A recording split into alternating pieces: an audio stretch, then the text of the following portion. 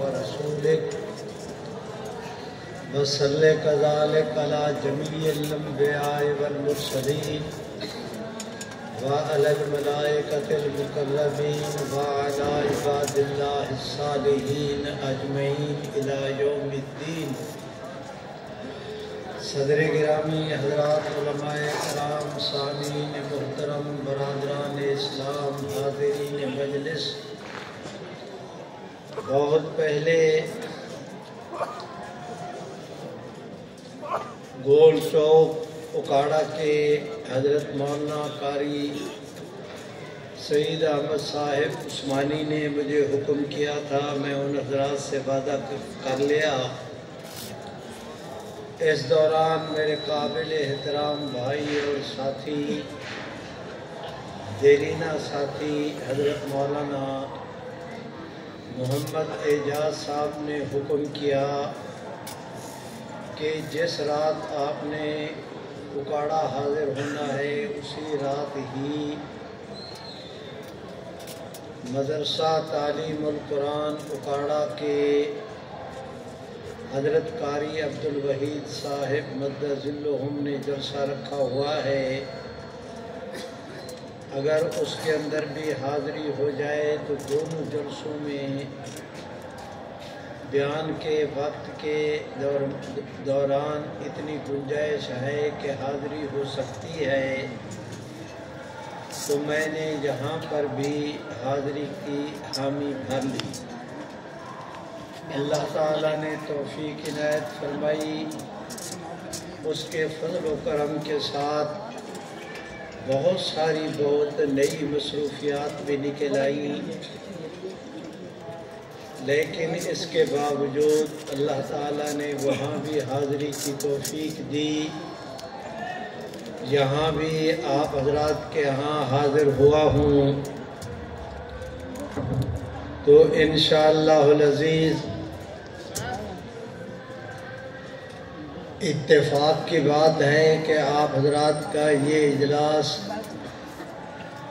15 شعبان المبارک کی مبارک رات میں منعقد ہو رہا ہے۔ اس سال اس دینی ادارہ میں جن بچوں نے قرآن مجید حفظ مکمل کیا یا ناظرِ پڑھا،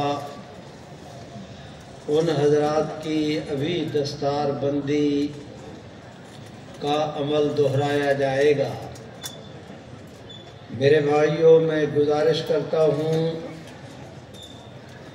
ایک تو اس جلسے کا آج عنوان یہ ہے کہ ہمیں عظمت قرآن کے حوالے سے گفتگو کرنی چاہیے۔ دوسرا، ابھی تازہ بالکل حال ہی میں سپریم کورٹ کا ایک فیصلہ قادیانیوں کے حق میں اور امت مسلمہ کے خلاف آیا۔ میں جس عنوان پر اللہ تعالیٰ نے ہم مسکینوں کو لگا رکھا ہے، اس کا تقاضا یہ ہے کہ آج کی مجلس میں اس پر بھی کچھ معروضات عرض کروں۔ میں انتہائی اختصار کے ساتھ وعدہ رہا کہ میں آپ حضرات کا زیادہ وقت نہیں لوں گا، دونوں عنوانات پر بہت ہی اختصار کے ساتھ چند باتیں عرض کیے دیتا ہوں۔ میرے بھائیوں، مشکوٰۃ شریف کی روایت ہے، حضور علیہ السلام نے ارشاد فرمایا کہ اللہ رب العزت نے اس دنیا میں 1,24,000 انبیاء علیہ السلام مبعوث کیے۔ مسند احمد کی روایت ہے، آپ صلی اللہ علیہ وسلم فرماتے ہیں کہ سب سے پہلے نبی حضرت آدم تھے۔ حضور فرماتے ہیں سب سے آخری نبی میں ہوں۔ آپ پڑھے لکھے دوست ہیں، یہ بات آپ جانتے بھی ہیں اور مانتے بھی ہیں۔ پہلا وہ ہوتا ہے جس سے پہلے کوئی چیز نہ ہو، آخری وہ ہوتا ہے جس کے بعد کوئی چیز نہ ہو۔ جس طرح سیدنا آدم علیہ السلام سے پہلے کسی بھی قسم کے کسی شخص کو اللہ نے نبی نہیں بنایا، محمد عربی صلی اللہ علیہ وسلم کے بعد اللہ تعالیٰ کسی بھی قسم کے کسی شخص کو کسی وقت کسی بھی قسم کا کوئی نبی نہیں بنائیں گے۔ نبوت کا نقطہ انجام حضرت آدم علیہ السلام ہیں، نبوت کا نقطہ اختتام پیغمبر اسلام صلی اللہ علیہ وسلم کی ذات گرامی۔ میرے بھائیوں، 1,24,000 انبیاء علیہ السلام اللہ نے اس دنیا میں بھیجے۔ تمام تر نبی اس دھرتی پر خالق اور مخلوق کے درمیان رابطہ کا کام کرتے تھے، اللہ سے وحی کی تعلیم لیتے، امت تک پہنچاتے۔ میرے بھائیوں، اس لیے وہ سارے نبی اللہ کے نمائندے تھے، اس لیے اللہ تعالیٰ نے ان تمام نبیوں میں بہت ساری چیزیں ایسی پیدا کی، ان کو عنایت کی کہ وہ سارے انبیاء میں پائی جاتی تھیں۔ مثلاً ہر نبی بہادر تھا، ہر نبی جو اس دنیا پر آیا اپنے قول اور فعل کا سچا تھا، ہر نبی حق کا نمائندہ تھا، جرأت کا نشان تھا، ہر نبی حسب اور نسب والا تھا، ہر نبی جس وقت آیا اپنے سے پہلے آنے والے نبی کی تصدیق کی، بعد میں آنے والے نبی کی بشارت دی۔ میرے بھائیوں، دیگر قدر مشترک باتوں کے علاوہ تمام انبیاء علیہ السلام میں یہ 3 چیزیں بھی قدر مشترک تھیں کہ کوئی اللہ کا نبی اس دھرتی پر ایسے نہیں آیا جس پر اللہ نے وحی نہ کی ہو، کوئی اللہ کا نبی اس دھرتی پر ایسے نہیں آیا جسے اللہ نے معجزہ نہ دیا ہو، اور کوئی نبی اللہ کا اس دھرتی پر ایسے نہیں آیا جسے اللہ نے معراج نہ کرائی ہو۔ معراج کا معنی صرف اتنا کہ ہر نبی کی زندگی میں کوئی نہ کوئی ایسا لمحہ ضرور آیا کہ وہ اس وقت کی ساری مخلوق میں سے سب سے زیادہ رب کے قریب تھے، اسی کو معراج کہتے ہیں۔ اور بس یہ ایک اور بات ہے کہ ان نبیوں کو بھی معراج ہوئی، حضور کو بھی معراج ہوئی، لیکن ان تمام نبیوں کی معراج میں اور حضور کی معراج میں بنیادی فرق یہ ہے کہ ان تمام نبیوں کو معراج ہوئی فرش پہ، حضور کو معراج ہوئی عرش پہ۔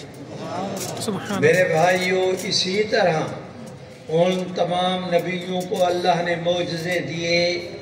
جس وقت وہ نبی اس دنیا پر تشریف لائے اللہ نے ان کو معجزہ دیا، لیکن جب تک وہ نبی اس دھرتی سے تشریف لے گئے ان کے معجزے بھی ان کے ساتھ گئے، ان کو بھی معجزے ملے، معجزے حضور کو بھی ملے۔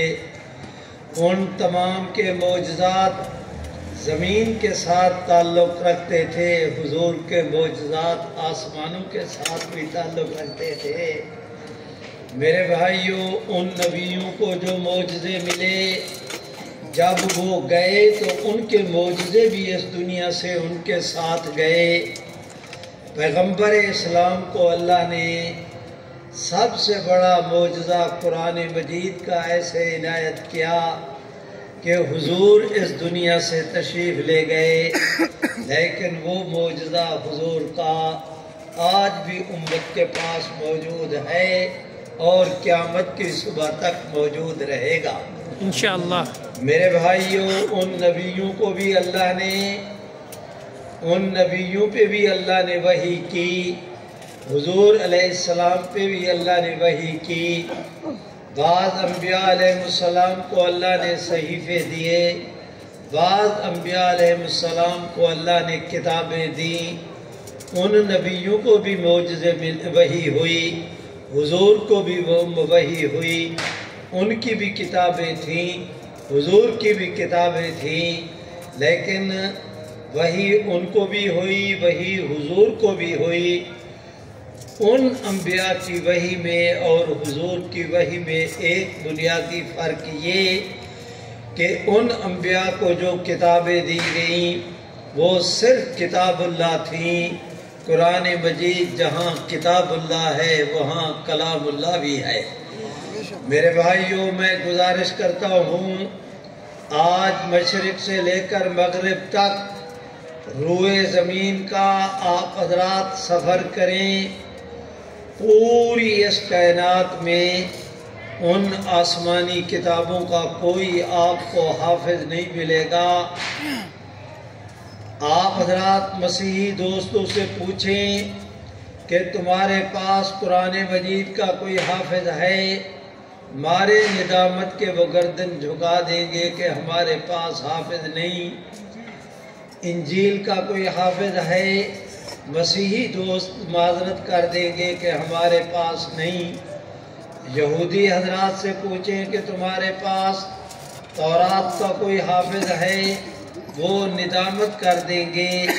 लेकिन अल्लाह ताला ने इस्लाम और अहले इस्लाम को ये खूबी दी कि आज कोई शख्स अगर मुसलमानों से मुतालबा करे कि तुम्हारे पास कुरान मजीद का कोई हाफिज है, हम जवाब में ये नहीं कहेंगे कि हमारे पास हाफिज है। हम उनको कहेंगे कि तुम अपनी डिमांड बताओ।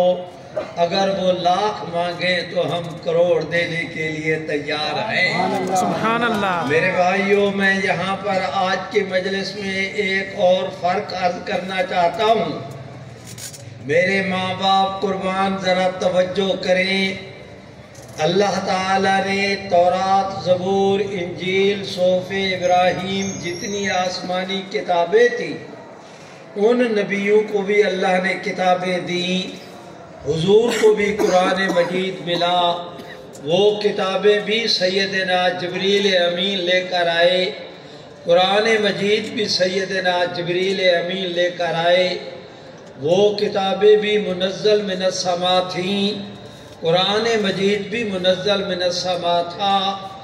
वो किताबें भी मिन इंदिल्लाह थीं। कुरान मजीद भी अल्लाह की तरफ से था।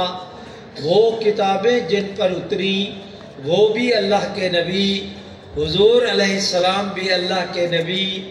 लेकिन उन किताबों में आज रहा कुछ नहीं, कुरान मजीद से गुम कुछ नहीं हुआ।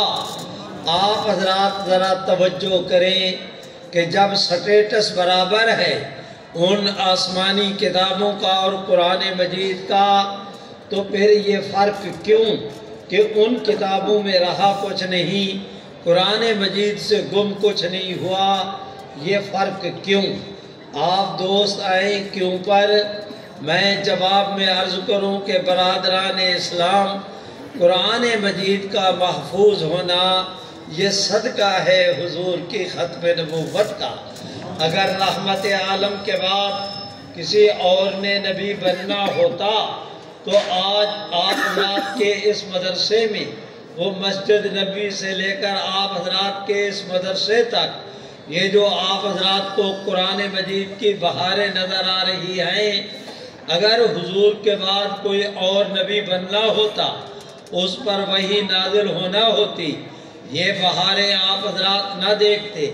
माअज़ल्लाह, कुरान मजीद का वही हाल होता जो पहली आसमानी किताबों का अलहम्द से लेकर वन्नास तक करोड़ों आदमियों के दिल दिमाग में कुरान मजीद का महफूज होना, इसके एक एक लफ्ज़ की अल्लाह की तरफ से हिफाजत का इंतज़ाम करना। मेरे भाइयों, ये सब सदका है پیغمبر اسلام صلی اللہ علیہ وسلم کی ختم نبوت کا۔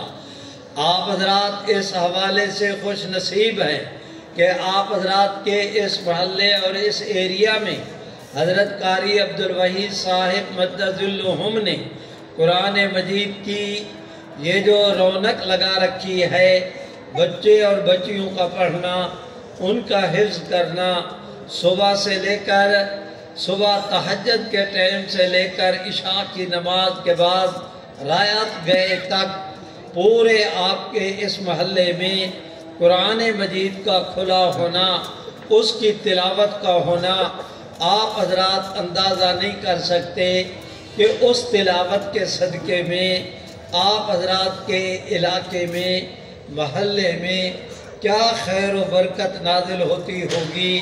میرے بھائیوں، میں آپ حضرات سے گزارش کرتا ہوں ان دینی اداروں کے ساتھ تعاون کرنا، ان دینی اداروں کو محبت کی نگاہ کے ساتھ دیکھنا، ان بچوں کو دیکھ کر ان کے لیے دعائیں کرنا، ان پڑھنے پڑھانے والوں کو اپنی غائبانہ دعاؤں میں یاد رکھنا، یہ آپ کے میرے فرائض کے اندر شامل ہے۔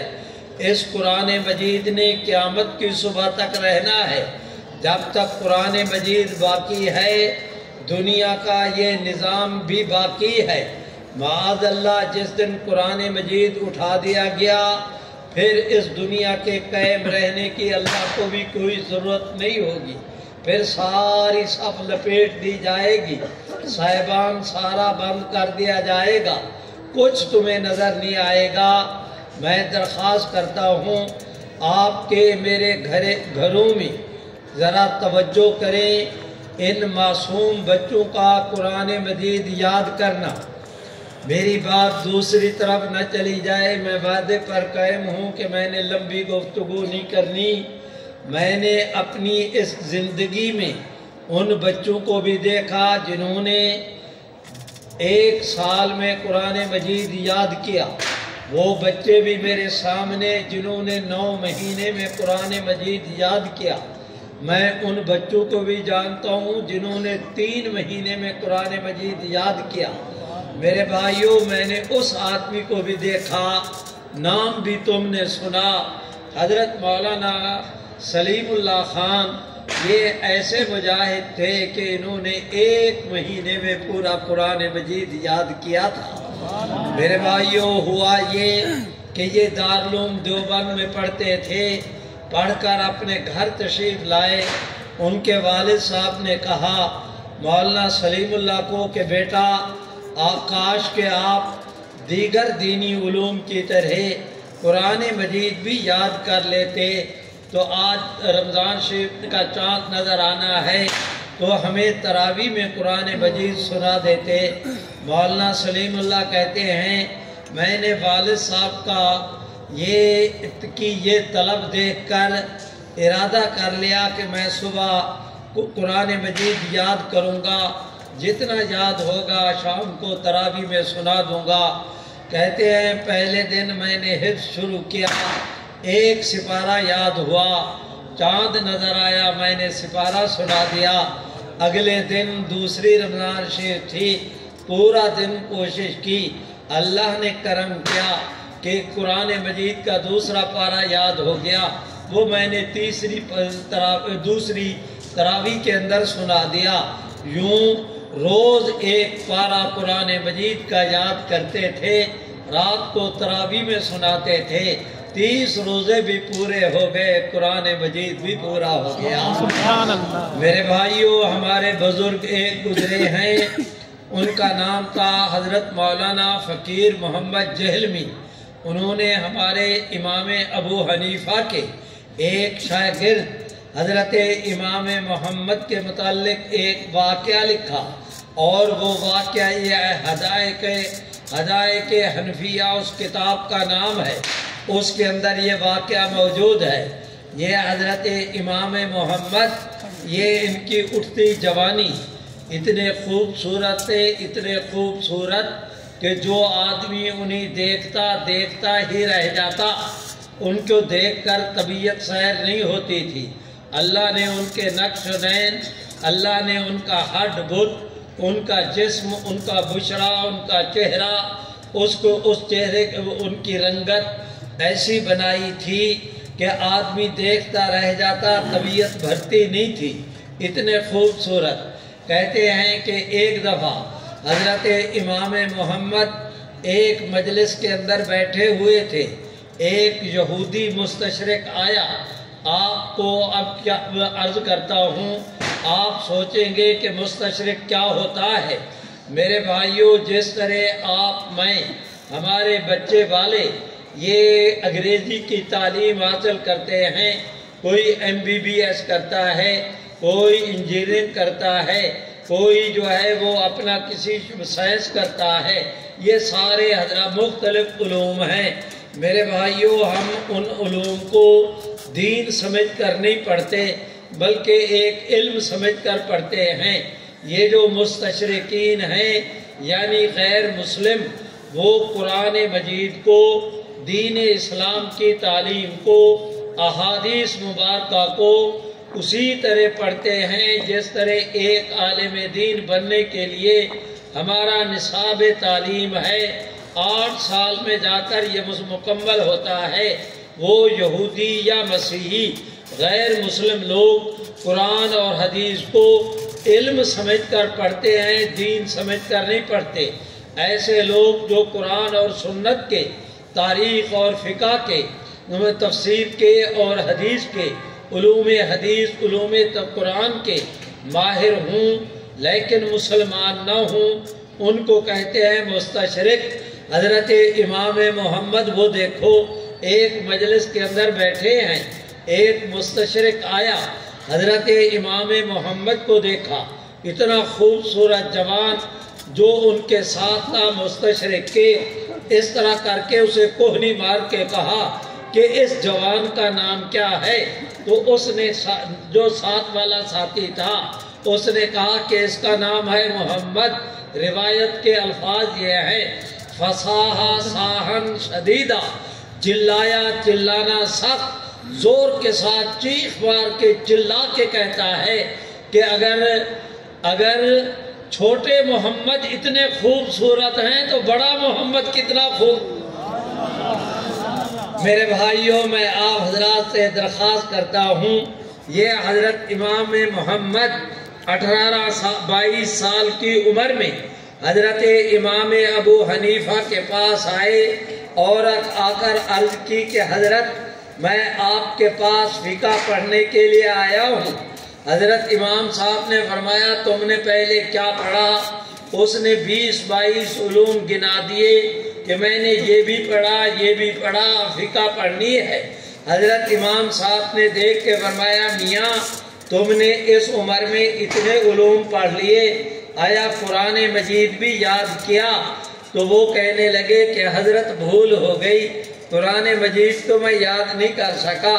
امام صاحب نے کہا کہ بیٹا تم گھر واپس چلے جاؤ، جا کر قرآن مجید یاد کرو، اللہ تمہیں بھی زندگی دے، اللہ مجھے بھی زندگی دے، باقی رہے تو انشاءاللہ جب قرآن مجید یاد کر کے میرے پاس آؤ گے میں تمہیں فقہ بھی پڑھا دوں گا۔ یہ جوان چلا، وہ دیکھو جا رہا ہے، 1 ہفتہ نہیں گزرا، دوبارہ امام صاحب کی خدمت میں آ کر کے پہنچا۔ حضرت امام صاحب نے دیکھتے ہی پہچان تو لیا کہ یہ وہی جوان ہے جو پچھلے ہفتے آیا تھا، لیکن اس کو بلا کر پوچھا کہ میاں تم وہی ہو جو میرے پاس پچھلے ہفتے آئے تھے؟ عرض کی حضرت وہی ہوں۔ فرمایا کیسے آنا ہوا؟ حضرت فقہ پڑھنے کے لیے۔ امام صاحب نے فرمایا میاں میں نے تو تمہیں کہا تھا قرآن مجید یاد کرنا، جب یاد ہو جائے پھر میرے پاس آنا، ہفتہ نہیں گزرا تم واپس آ گئے۔ تو اس امام محمد نے درخواست کی کہ اللہ برکت کے حضرت برکت قرآن مجید کی، کرم اللہ کا، دعا آپ نے کی، کوشش میں نے کی، پورے ہفتے میں قرآن مجید یاد کر کے آ گیا ہوں۔ سبحان میرے بھائیوں، یہ وہ اعجاز ہے قرآن مجید کا۔ اور سنو اس دھرتی پر سب سے پہلے قرآن مجید کے حافظ خود محمد عربی کی ذات تھی۔ آسمانوں میں قرآن مجید کے سب سے پہلے حافظ وہ حضرت سیدنا جبریل امین کی ذات گرامی تھی۔ آج جن بچوں نے قرآن مجید مکمل کیا، یہ آپ حضرات کے جنہوں نے حفظ مکمل کیا، یہ آپ حضرات کے سامنے ان کی لائن لگی ہے، جبے پہن کر بڑی آب و تاب کے ساتھ بیٹھے ہیں۔ میرے بھائیوں توجہ کریں، آپ تو یہ سمجھتے ہوں گے کہ ان بچوں کے سینوں میں قرآن مجید محفوظ ہوا۔ میں عرض کرتا ہوں اس نقطہ نظر سے تو ضرور دیکھو، واقعی ان کی سعادت کہ ان کے سینوں میں قرآن مجید محفوظ ہے، لیکن شاید تم بھول گئے کہ آج انہوں نے صرف قرآن مجید یاد نہیں کیا، بلکہ ان بچوں کا قرآن مجید کو یاد کرنے کے صدقے میں، سبحان اللہ تو کہو، سبحان اللہ، قرآن مجید کو یاد کرنے کے صدقے میں اللہ نے ان بچوں کو یہ اعزاز بھی بخشا کہ ان بچوں کا نام اس فہرست میں شامل کر دیا گیا جس کے سب سے اوپر محمد عربی کا نام لکھا تھا۔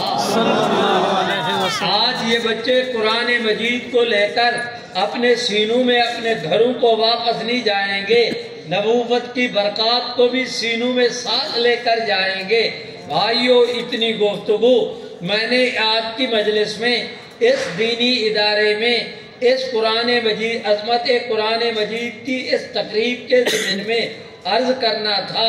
اب میں گزارش کرتا ہوں، دوسرے مسئلے کی طرف جاتا ہوں کہ آج سے کچھ عرصہ پہلے یعنی 19 فروری کو ہمارے ملک کے عزیز کے چیف جسٹس جناب قاضی فیض عیسیٰ صاحب نے اس کے ساتھ ایک کوئی اپنا کیا کہتے ہیں اس کو، نصرت ہلالی ہے یا کون، ایک کوئی اور پتہ نہیں کیا، یہ ان حضرات کا بینچ تھا۔ قادیانیوں سے متعلق ایک کیس دائر ہوا۔ قادیانیوں نے قرآن مجید کے معانی کے اندر تبدیلی کی۔ جو پنجاب گورنمنٹ نے قرآن مجید بورڈ قائم کیا، یہ پرویز الہی کے زمانے میں ہوا تھا، جس وقت وہ یہاں کا میرے بھائیوں سپیکر بھی رہا، وزیر اعلیٰ بھی رہا۔ یہ اس زمانے کی بات ہے، وہ پہلا جو ان کا پیریڈ تھا، اس زمانے میں قرآن مجید بورڈ قائم کیا گیا صوبہ پنجاب میں۔ انہوں نے جہاں جہاں جس کسی کے ہاں کوئی قرآن مجید کا ترجمہ غلط چھپا، انہوں نے اس کے اوپر پابندی لگا دی، کہہ دیا کہ یہ دوبارہ نہیں چھاپ سکیں گے، تقسیم نہیں کر سکیں گے۔ جتنا سٹاک تھا جو ضبط ہو سکا گورنمنٹ نے اپنی تحویل کے اندر لے لیا۔ قادیانیوں نے بھی تفسیر صغیر کے نام پر قرآن مجید کی تفسیر چھاپی تھی۔ ہیں کافر، چھاپتے ہیں قرآن مجید کو، ترجمہ کرتے ہیں اپنی مرضی کا۔ میرے بھائیوں، یہ اللہ فرماتے ہیں اِنَّا نَحْنُ نَزَّلْنَا الذِّكْرَ وَإِنَّا لَهُ لَحَافِظُونَ، کہ قرآن مجید کو اتارنے والے بھی ہم، اس کی حفاظت کے ذمہ دار بھی ہم۔ اللہ تعالیٰ زمین پر آ کر خود قرآن مجید کا پہرا نہیں دیتے، اپنی قدرت کے ساتھ اللہ تعالیٰ نے حضور کی امت میں ایسے افراد پیدا کر دیے۔ قراء کو کہا قرآن مجید کے لب و لہجہ کو تم نے سنبھالنا ہے، بگڑنے نہ پائے۔ حفاظ کو کہا قرآن مجید کے متن کو تم نے یاد کرنا ہے، اس کے اندر کوئی بھولنے نہ پائے۔ آج کوئی ایک قاری، کوئی ایک عالم دین تلاوت کرتے ہوئے اگر کوئی آیت سے ایک لفظ کی غلطی کرے، 10 حافظ کھڑے ہو کر اس کی تصحیح کر دیتے ہیں، غلطی کو آگے چلنے نہیں دیتے۔ یہ میرے رب کا وہی انتظام ہے کہ قرآن مجید کی ہم نے حفاظت کرنی ہے کہ اس کے مفہوم اور معنی کو کوئی اللہ کا بندہ بگاڑ نہ سکے۔ اگر انہوں نے غلط ترجمے کیے، میرے بھائیوں، ان پر روک ڈالی گئی۔ آپ حضرات اندازہ کریں کہ علماء کی جماعت کو، محدثین اور ائمہ کو اللہ تعالیٰ نے، مفسرین قرآن کو یہ توفیق بخشی کہ وہ اس کے مفہوم اور معنی کی حفاظت کریں۔ سنو، آپ سے عرض کر رہا ہوں، عقیدے کی بات ہے۔ قرآن مجید صرف الفاظ کا نام نہیں، قرآن مجید صرف ترجمے کا نام نہیں، مفہوم، معانی اور الفاظ کے مجموعے کا نام قرآن مجید ہے۔ کوئی قرآن مجید پڑھ کر کہے کہ اللہ اور اس اللہ سے مراد رام ہے تو وہ ترجمہ نہیں کہا جائے گا، کہا جائے گا کہ اس کو قرآن پر اعتماد نہیں، یہ قرآن مجید کا منکر ہے کہ اللہ کا وہ ترجمہ کر رہا ہے جو قرآن کی مراد نہیں۔ اللہ سے مراد حق تعالی شانہ ہو، اس کو بگاڑ کر اگر یہ اس کا معنی رام کرتا ہے تو یہ قرآن کے ماننے والا نہیں۔ میرے بھائیوں، میں آپ سے عرض کرتا ہوں کہ ترجمہ اور الفاظ، ان معانی اور الفاظ، ان دونوں کے مجموعے کا نام قرآن مجید ہے۔ قادیانیوں نے کی تحریف، قانون میں نے نہیں بنایا، قاری صاحب نے نہیں بنایا، مولانا صاحب نے نہیں بنایا، قانون آپ نے نہیں بنایا، قانون تو گورنمنٹ نے بنایا، گورنمنٹ کا قانون موجود، اور انہوں نے تحریف کی، قانون کی خلاف ورزی کی، ان پر کیس درج ہوا جناب نگر کے تھانے میں، پھر چنیوٹ کے اندر وہ چلتا رہا، ضمانت کا کیس چلتے چلتے سپریم کورٹ میں پہنچا تو ہمارے جسٹس صاحب نے فیصلہ یہ دیا، اس اپنے فیصلے کے اندر لکھا کہ قرآن مجید کی حفاظت کا ذمہ دار اللہ ہے، قانون بنانے کی، قادیانیوں پر پابندی لگانے کی کسی کو کیا ضرورت ہے؟ قادیانیوں کو بھی کافر ہونے کے باوجود قرآن مجید چھاپتے رہیں، ان پر کیا پابندی ہے؟ میرے بھائیوں، میں آپ سے درخواست کرتا ہوں، اگر یہ اِنَّا نَحْنُ نَزَّلْنَا الذِّكْرَ وَإِنَّا لَهُ لَحَافِظُونَ، اس کا ترجمہ یہ ہے کہ اللہ حفاظت کرنے والے، تم کچھ نہ کرو، جو ہوتا ہے رب جانے، اس کا کلام جانے۔ یہ تو ایسے ہوا جیسے موسیٰ علیہ السلام کی قوم یہودیوں نے کہا تھا موسیٰ علیہ السلام کو، فَذْهَبْ أَنْتَ وَرَبُّكَ فَقَاتِلَا، آپ کا رب جائیں، تم جا کر لڑائی کرو، ہم تو تسلی کے ساتھ بیٹھے ہیں۔ اس نے یہودیانہ کردار ادا کیا، یہودیانہ تحریف کی قرآن مجید میں۔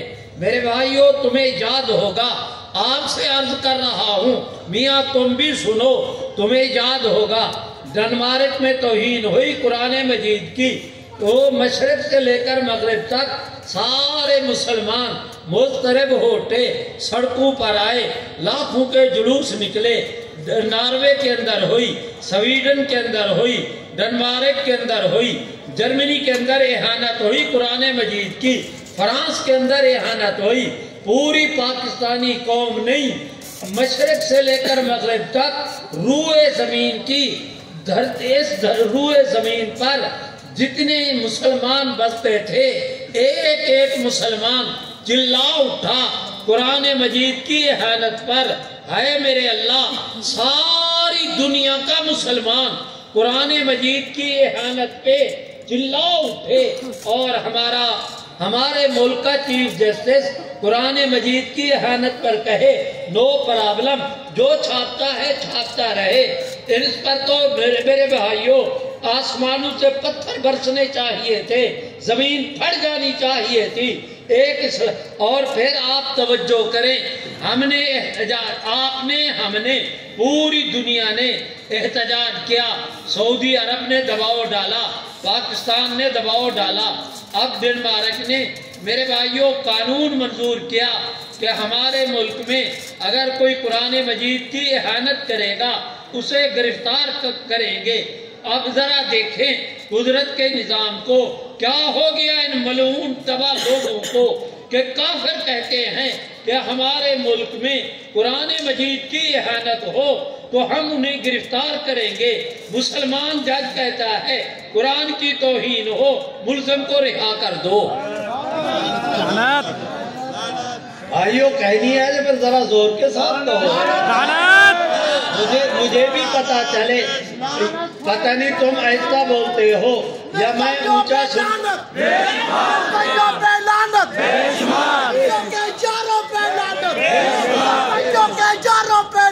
تائیوں پہ لعنت، تائیوں پہ لعنت، تائیوں پہ لعنت، قادیانیوں پہ لعنت، تاجدار ختم نبوت زندہ باد، تاجدار ختم نبوت زندہ باد، تاجدار ختم نبوت زندہ باد، پاکستان زندہ باد، پاکستان زندہ باد، اسلام زندہ باد، اسلام زندہ باد، کفر کفر مردہ باد، کفر مردہ باد، نعرہ تکبیر، اللہ نعرہ اکبر، تکبیر، اللہ اکبر، نعرہ تکبیر، اللہ اکبر، قادیانیت پہ لعنت، بے شمار، قادیانیت پہ لعنت، بے شمار، مرزائیت پہ لعنت، بے شمار، مرزائیت پہ لعنت، بے شمار، مرزائیت پہ لعنت، بے شمار، تائیوں کے اجاروں پہ لعنت، بے شمار، تائیوں کے اجاروں پہ لعنت، بے شمار، نعرہ تکبیر، اللہ اکبر۔ میرے بھائیوں، آپ نے اس دوست کے نعروں کے انداز کو دیکھا، کیا کوئی دنیا کی طاقت اپنے قلم کے روپ پر مسلمانوں کے ان جذبات کو ٹھنڈا کر سکتی ہے؟ نہیں، ان کا باپ بھی نہیں کر سکتا۔ ہے، آپ بھی کہہ دیں کہ کوئی نہیں کر سکتا۔ کوئی نہیں کر سکتا۔ میرے بھائیوں، میں آپ حضرات سے گزارش کرتا ہوں، چیف جسٹس صاحب نے جو دلیل دی کہ اللہ حفاظت کرنے والے، لہذا قادیانیوں کو رہا کر دو، میرے بھائیوں پھر میں کہتا ہوں اگر ایسے ہے تو قرآن مجید میں ہے فاللہ خیر حافظہ، اللہ ہر ایک کے سب سے بڑے اچھے محافظ، حفاظت کرنے والے وہ اللہ ہیں۔ تو پھر اس آیت کے ہوتے ہوئے جو تم نے ترجمہ کیا، اس آیت کا بھی یہی ترجمہ کرو نا کہ اللہ حفاظت کرنے والے، ساری پولیس کو بھی چھٹی دے دو، اللہ حفاظت کرنے والے ساری فوج کو بھی چھٹی کرا دو کہ اللہ حفاظت کرنے والے تمہاری جو سکیورٹی پہ وہ جوان ہمارے لگے ہیں، کروڑوں کا خرچہ ہو رہا ہے، ذرا ان کو بھی چھٹی کرا دو نا کہ تم حفاظت کرنے والے اللہ شریف ہو، تم کیوں ایسا ترجمہ کرتے ہو؟ حفاظت کرنے کا معنی یہ حضور نے فرمایا کہ اگر تم نے اونٹ کو سنبھالنا ہے، پہلے اس کے گوڑے باندھ کر کے اسے بٹھا کر اس کے گوڑے باندھے ہو اور اس کے بعد پھر اللہ کے سپرد کر دو، جو تم کر سکتے تھے کرو، جو تم نہیں کر سکتے وہ میرا اللہ کرے گا انشاءاللہ۔ یہ معنی تھا فاللہ خیر حافظہ کا۔ میرے بھائیوں، میں آپ حضرات سے عرض کرتا ہوں، ان کی قرآن مجید کے اندر ہے واللہ خیر الرازقین، کہ اللہ تعالیٰ بہتر رزق دینے والے ہیں۔ اگر اس کا معنی یہی ہے کہ ایک آدمی ہاتھ پہ ہاتھ رکھ کے بیٹھ جائے، دکانیں بند کر دے، تجارت بند کر دے، یہ جو ہے وہ کیا کہتے ہیں زراعت کا کام بند کر دے، ملازمتیں چھوڑ دے، یہ جو لاکھوں کی تنخواہ دے رہے ہیں جج صاحبان پالے جا رہے ہیں، یہ بھی تنخواہ چھوڑ دینا، اس لیے کہ واللہ خیر الرازقین، وہ اللہ میاں دیں گے۔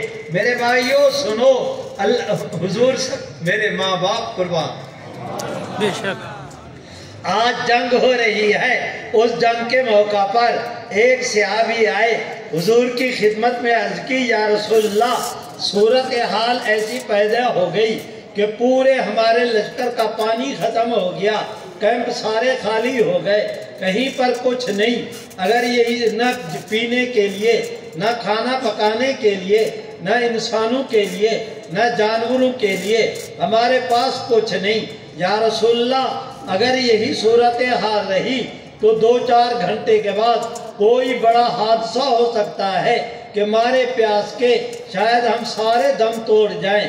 حضور نے اس کی طرف دیکھا، فرمایا میاں جاؤ گھروں میں جا کر وہ اپنا کیمپ میں جتنے تمہارے پانی کے برتن ہیں انہیں اونڈیلو، جتنا پانی اکٹھا کر سکتے ہو کرو۔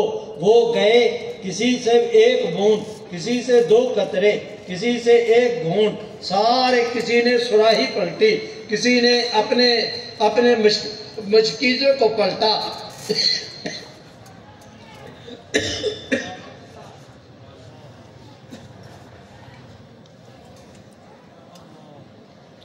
کسی نے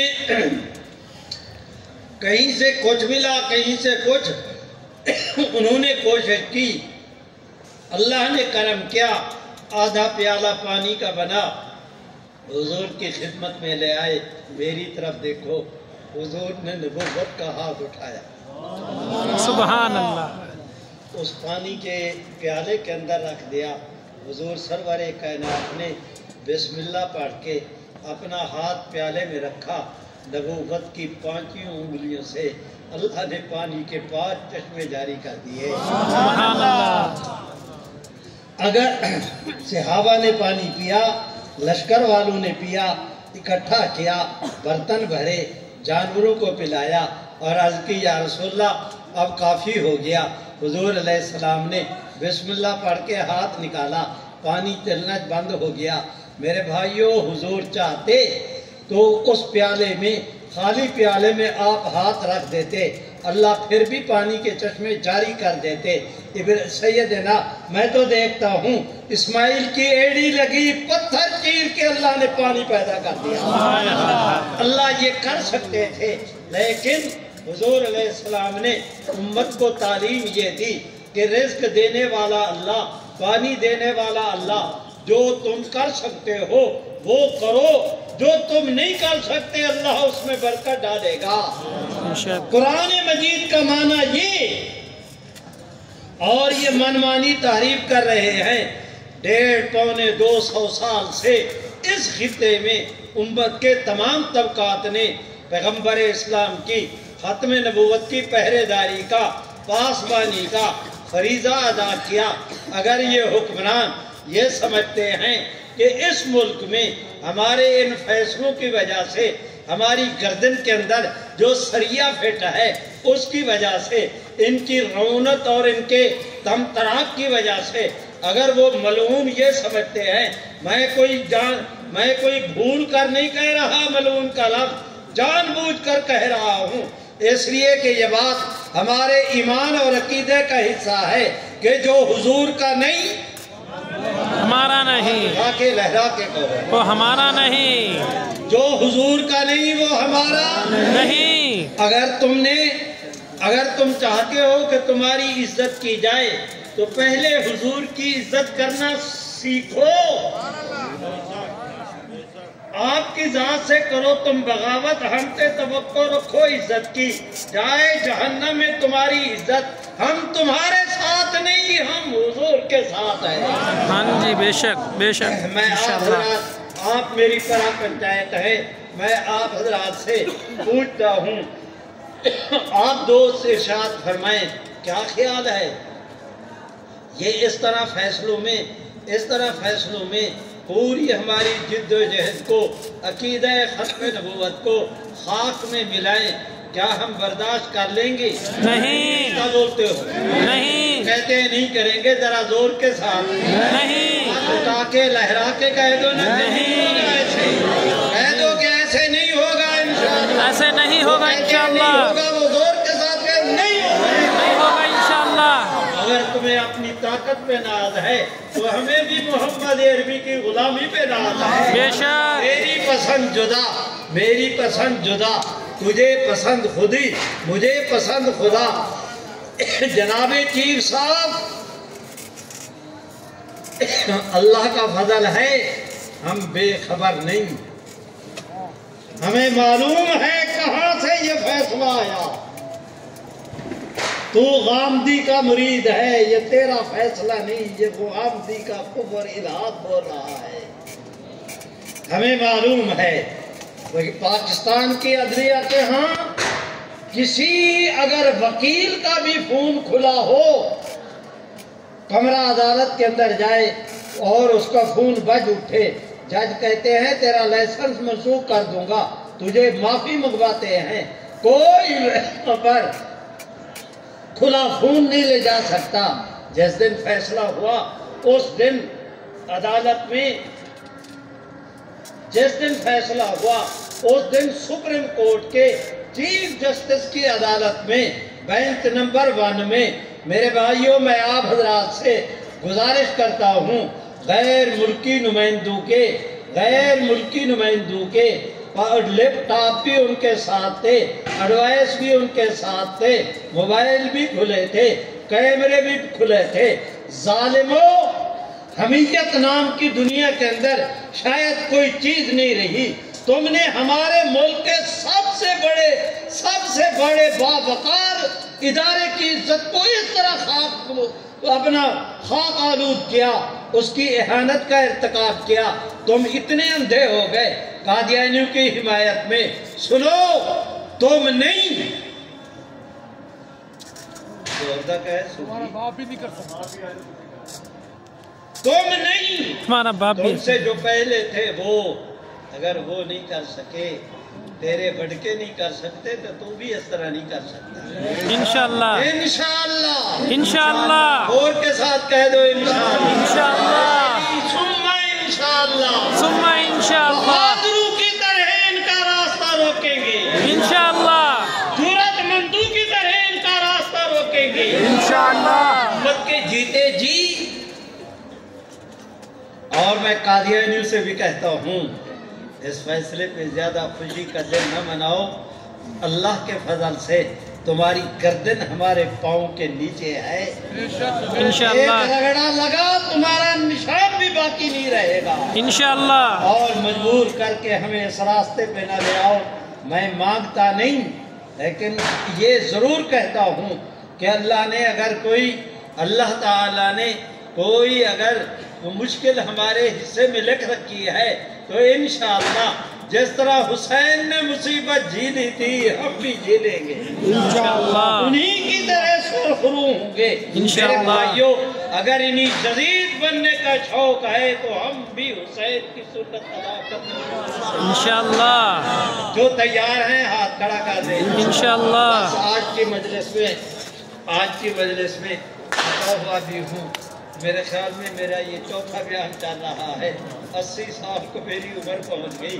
اب چلتے ہوئے وہ جو ہے اپنا کیا کہتے ہیں چکرا جاتا ہوں، تھک جاتا ہوں. آپ دوستوں نے محبت کی، میں آپ کے سامنے بیٹھ گیا. اللہ نے کرم کیا، دین کی 4 باتیں کہلا دی گئی. میرے ساتھ مل کے ذرا ایک دفعہ پھر کہو نا، تاج و تخت ختم نبوت. زندہ باد. ایسے نہیں. نعرہ تکبیر. اللہ اکبر. تاج و تخت ختم نبوت. زندہ باد. تاج و تخت ختم نبوت. زندہ باد. علی کملی والے کی ختم نبوت. زندہ باد. علی عربی کی ختم نبوت. زندہ باد. مدنی کی ختم نبوت.